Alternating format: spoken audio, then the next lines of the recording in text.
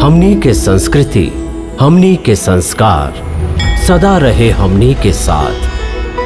भारत के महान ग्रंथ और काव्य सब के संपूर्ण संकलन सब्सक्राइब करें तिलक।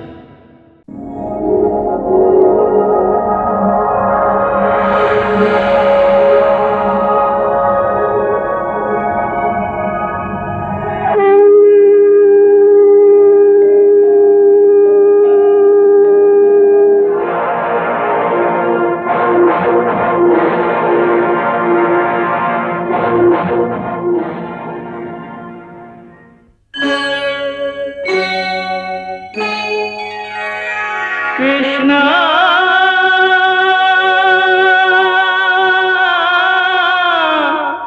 कृष्णा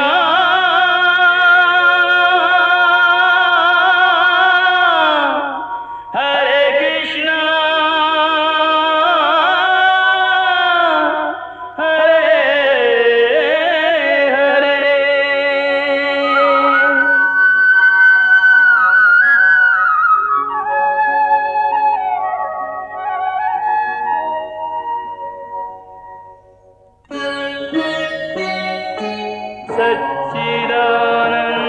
सच्चिदानन्दरूपाय विश्वोत्पत्त्यादिहेतवे तापत्रयविनाशाय श्रीकृष्णाय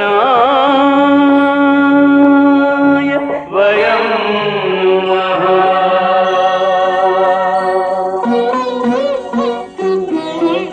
श्रीकृष्ण गोविंद हरे मुरारे, हे नाथ नारायण वासुदेव। हरे कृष्ण राधे राधे कृष्ण कृष्ण हरे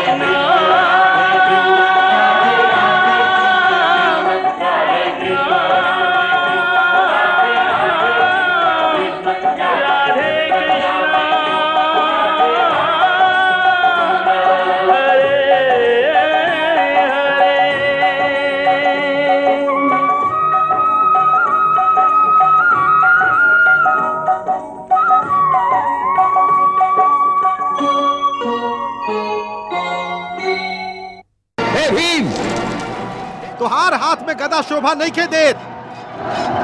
तू तो उहे जाके उहे कलछुल संभाला जे विराट नरेश के खाना बनावत समय थम ले रहा। सूत पुत्र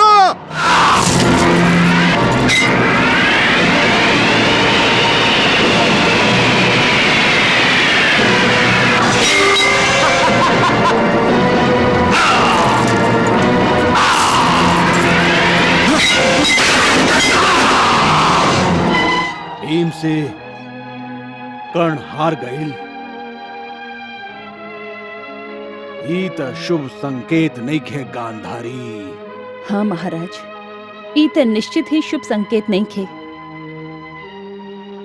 नियति हम लोग के ई संकेत कई बार दिहले रहे, बाकी राज्य के लालसा के कारण शकुनी के बहकावा में आयल दुर्योधन के बुद्धि नियति के यह संकेत के ग्रहण ना कर सकल, और हम लोग भी उहे भूल कैले रही महाराज। हाँ गांधारी, नियति हम लोग के बार बार संकेत दिले रहे, बाकी हम लोग भी हर बार उस सभे संकेत के अनदेखा कैले रही। हाँ महाराज, द्यूत सभा में जब नियति भीम के मुंह से बोलत रही, दुर्योधन, तू एगो स्त्री के ना हमार पत्नी के भी अपमान कैले वाला। हम में भरल सभा में प्रतिज्ञा करत हई कि जौन जांग पर हमार पत्नी के बैठे के आदेश दिले वाला, ईश्वर के सौगंध, हम वो जांग के आपन गदा से तोड़ के रख दे। तू भी हमार दूसर प्रतिज्ञा सुन ला। जौन हाथ से तू हमार द्रौपदी के बाल छुएले वाला, ओ हाथ के हम तुहार शरीर से अलग कर दे और तुहार खून से हम द्रौपदी के बाल धोअब। ओह समय भी उस संकेत की ओरी से हम लोग आपन आंख मूंद लेले रही। परिणाम स्वरूप हमार सगरे बेटन के और जमाई जयद्रथ के प्राण संकट में आ गई है। प्राण तो संकट में ही है हमार। हे कृपाचार्य, शकुनी मामा, हमके लागता कि दुर्योधन और द्रोणाचार्य के हाँ में हाँ मिला के हम बहुत बड़ भूल कैले हैं। लोग चाहे कुछ भी कहें, हमके रणभूमि छोड़ के अपन सिंधु देश वापस लौट जाए के चाहत रहे। सिंधु नरेश, आप ऐसन कह के हमार सेनापति द्रोणाचार्य के अपमान कर रहा हैं। हाँ, आप ए व्यूह में बिल्कुल सुरक्षित है सिंधु नरेश। हाँ सिंधु नरेश, आपके सुरक्षा के उत्तरदायित्व हमरा पर है। अरे अब अर्जुन तो का स्वयं यमराज भी आ जाए तब वो आपके परछाई के छू तक ना सकी है। ऐसे आप निश्चिंत हो जाएं सिंधु नरेश, निश्चिंत हो जाएं। निश्चिंत हो जाएं?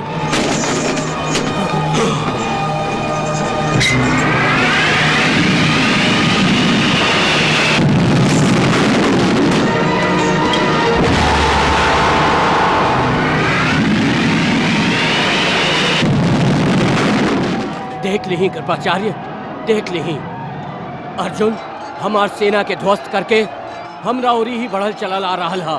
देख ली।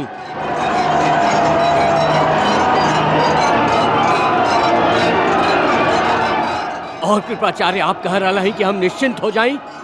सिंधु नरेश, का आप हमरा पर भरोसा ना करेली? करेली मामा जी, करेली। आप दोनों के शौर्य और पराक्रम पर हमके कौनो संदेह नहीं खे। बाकी की का सिंधु नरेश? बाकी हम आपसे ज्यादा अर्जुन के शौर्य और पराक्रम पर, ओकर क्षमता पर ज्यादा भरोसा करेली।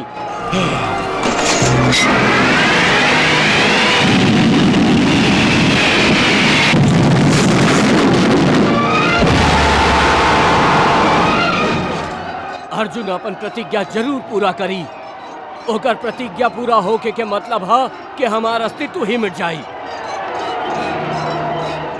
लागता सूरज के भी अस्त होके के कौनो जल्दी नहीं खे।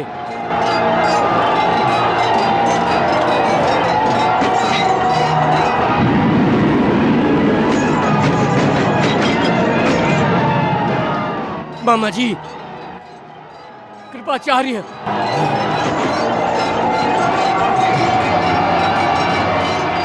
सूरज माथा पर आ गई है, आधा दिन हाथ से निकल गई है और अब तक जयद्रथ हमके दिखाई ना दिलस।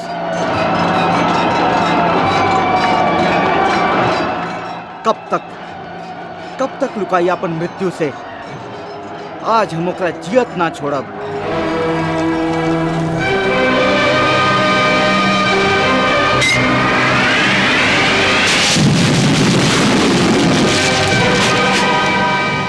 पार्थ, ई तोहार भावना बोल रहा है। ए समय तू भावना में आके सच्चाई के भुला रहा बाड़ा। कैसन सच्चाई? यह कि द्रोणाचार्य कुशलता पूर्वक व्यूह के अंदर व्यूह के रचना के लिए बाड़ा। व्यू के अंदर व्यू? हाँ अर्जुन, तू कौरवन के जे व्यू ध्वस्त करके जयद्रथ तक पहुंचे के चाहताड़ा, वो द्रोणाचार्य के रचल खाली बाहरी व्यू है। बाहरी व्यू?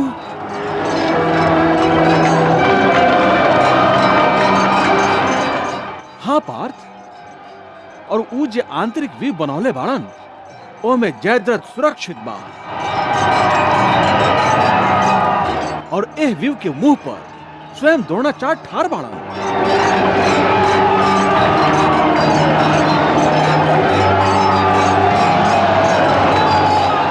अभी तक हम लोग ए बाहरी व्यू के भेदन भी ना कर सकली, जबकि हम लोग की चाहिए कि एह बाहरी व्यू के तोड़ के हम लोग आगे बढ़ी और द्रोणाचार्य से युद्ध करके उनका के पराजित करी।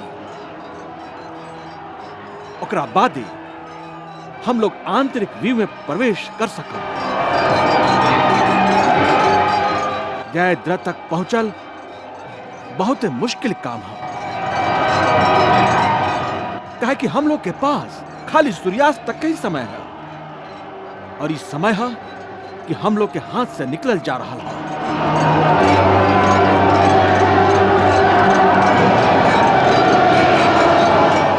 धन्यवाद केशव, जे तू हमके गुरु द्रोणाचार्य के चाल समझा दिला।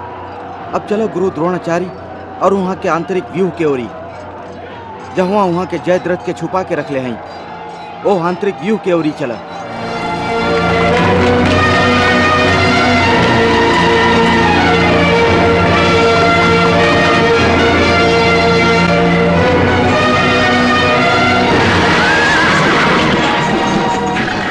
अर्जुन के रोका, ओकरा के आगे मत बढ़े दा, ओकरा के चारों ओरी से घेर ला ओकरा के।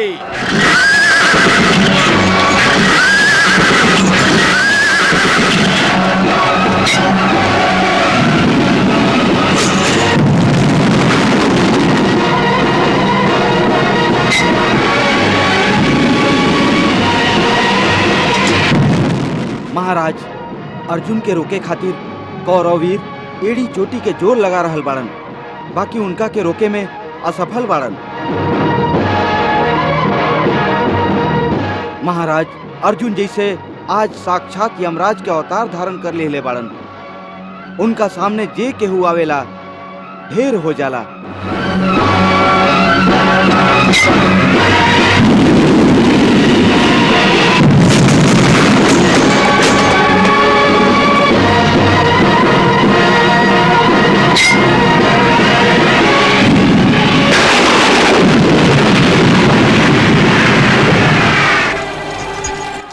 संजय, ये तो बताओ कि सिंधु नरेश जयद्रथ सुरक्षित बाड़ा ना?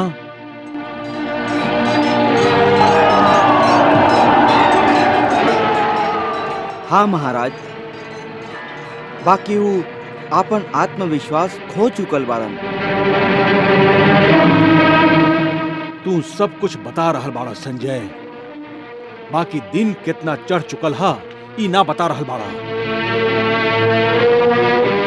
ऐसन लागता कि सूरज कुरुक्षेत्र के आकाश में ठहर के अर्जुन के पराक्रम के देख रहल है।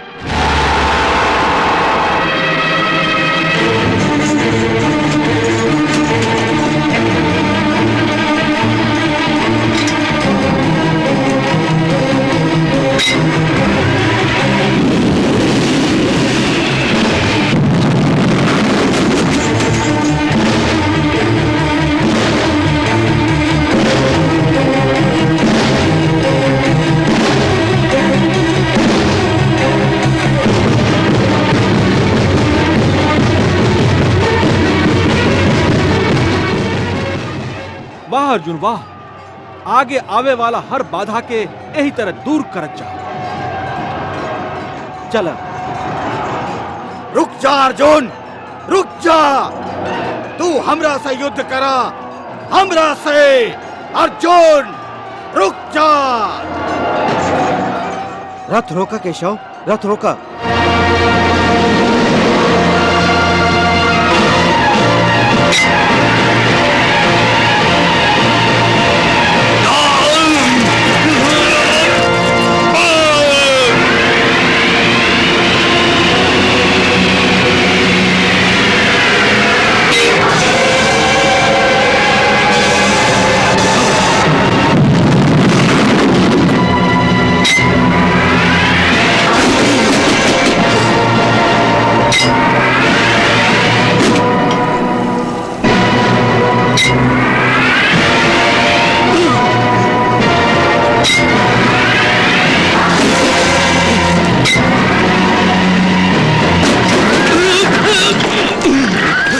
दुर्योधन, तू युद्ध करबा? जा, पहले गुरु द्रोण से धनुर्विद्या लेके आवा, फिर पार्थ से युद्ध करिहा। चला केशव, रथ द्रोणाचार्य के सामने ले चला। हाँ।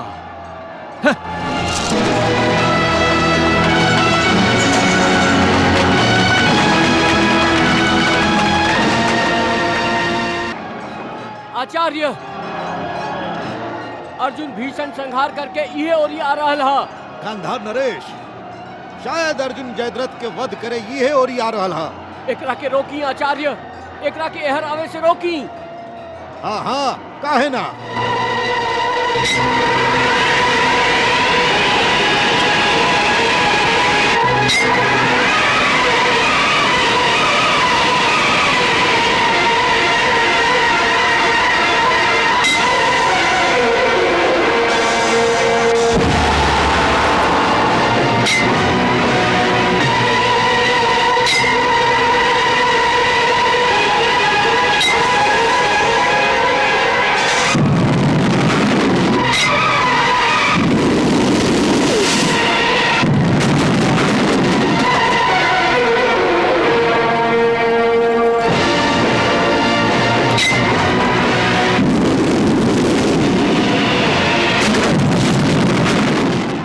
गई, वो आ गई। देखा देखा, वो आ गई। वो हमके ना छोड़ी, वो हमके ना छोड़ी। आप लोग तो कहत रहे कि हम यहाँ बिल्कुल सुरक्षित हैं। हाँ तो एमे झूठ कहा। आप ए व्यू में बिल्कुल सुरक्षित है सिंधु नरेश। आप निश्चिंत रहे सिंधु नरेश। अर्जुन यहाँ तक पहुंच भी ना पाई। बाकी अर्जुन तो मृत्यु बन के हम लोगन के माथा पर मंडरा रहा हा। अब हमके केहू न बचा सकेला, केहू न बचा सकेला हमके। हम लोग के होखत आपके ए तरह से बात कर शोभा नहीं देते सिंधु नरेश। ये हम लोग के अपमान है। अब का मान और कहा अपमान? अरे जब प्राणे ना बची तो कैसन मान और कैसन अपमान। आप बेकार निराश हो रहे सिंधु नरेश। आज करें भी तो केकरा से। अरे तू लोगन माना या ना माना, ई साच है कि हमार सुरक्षा के वचन देवे वाला दुर्योधन, कर्ण, शकुनी, दुशासन और तू लोग आपन प्राण के सुरक्षा करत रहला। ऐसे अर्जुन यहाँ तक आ पहुंचल। नाता ऊ यहाँ तक सूर्यास्त तक आ, प्रलय तक ना पहुंच सकत रहे। ऊ कुटिल शकुनी ए युद्ध में जुआ के चाल चलले हा और हमार प्राण के दांव पर लगा देहलस। बस अब हमके ऐसा लागता कि हमार अंत कोनो भी क्षण हो जाई। सूरज तो जैसे हमार मृत्यु के प्रतीक्षा कर रहा हा। संजय, सूर्यास्त भइल की ना?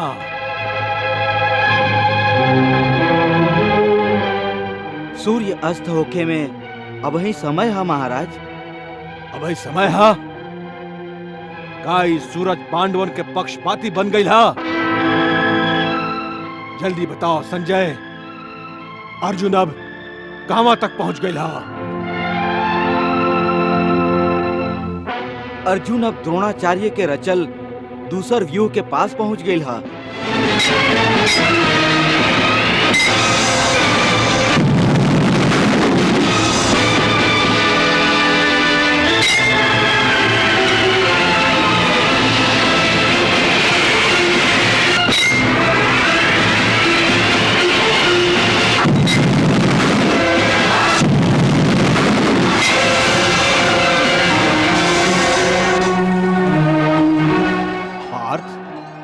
सूरज पश्चिम दिशा की ओर झुक गई है और हम लोग अभी तक चक्रव्यूह में प्रवेश ना कर सके।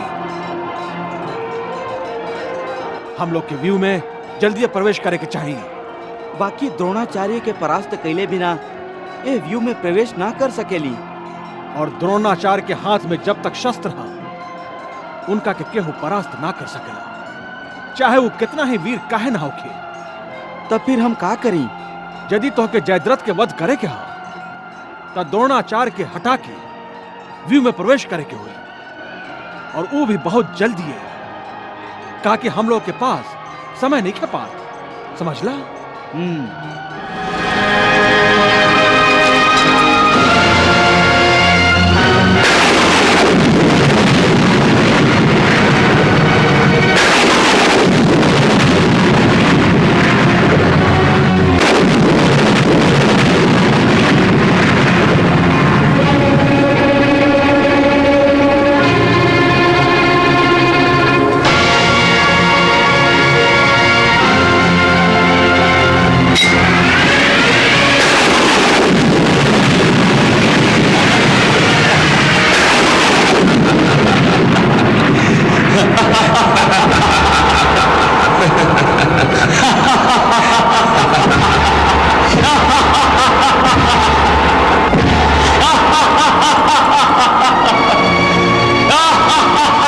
का कारहल बाड़ा संजय, कुरुक्षेत्र में अनेक अर्जुन प्रकट हो गई बाड़न। हाँ महाराज, दुर्योधन और दूसर कौरव वीर भ्रम में पड़ गई बाड़न। ये अर्जुन मायावी कब से बन गई हा? कहीं ये कृष्ण के माया तो नहीं खे? ना ही श्री कृष्ण के माया हा, ना ही अर्जुन के माया नहीं खे। तब फिर हम लोग अनेक अर्जुन के कैसे देख रहा है आचार्य? का हमार दृष्टि हमके ही धोखा दे रहा हा? हाँ युवराज, हम लोग के दृष्टि हम लोगन के धोखा दे रहा। अर्जुन अपन गंधर्व अस्त्र के फेंक के हम लोग के भ्रमित कर दिले हा। गंधर्व अस्त्र? ई अस्त्र विद्या तो गुरु द्रोणाचार्य ही अर्जुन के दिहले बाड़न। द्रोणाचार्य के पास ए अस्त्र के उत्तर जरूर होई। हाँ युवराज, हमरा पास ये अस्त्र के उत्तर हाँ।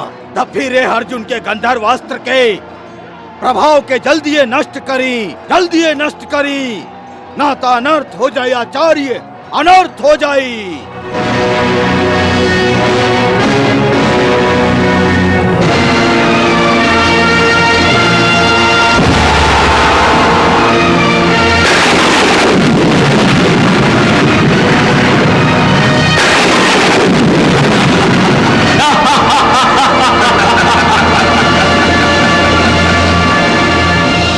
चलाइए अस्त्र।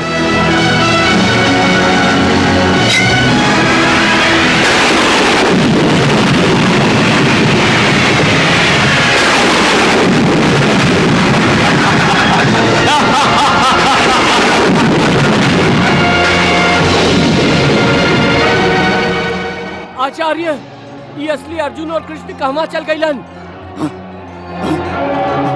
कृष्णा